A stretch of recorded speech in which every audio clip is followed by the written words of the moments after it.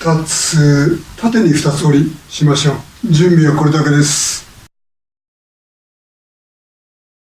タオルを骨盤の下に差し込みます。はい。あとは軽く持ち上げるだけです。持ち上げたら回転してみましょう。骨盤が浮いた状態で回転してみます。普段とはちょっと違った位置での回転になるでしょう。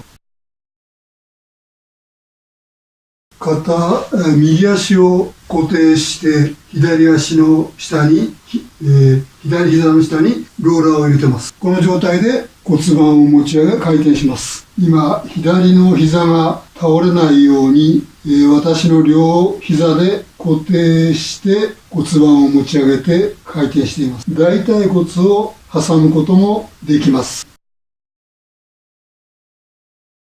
反対の足をやってみましょう。これは使わないでね。大腿骨を挟んでみます。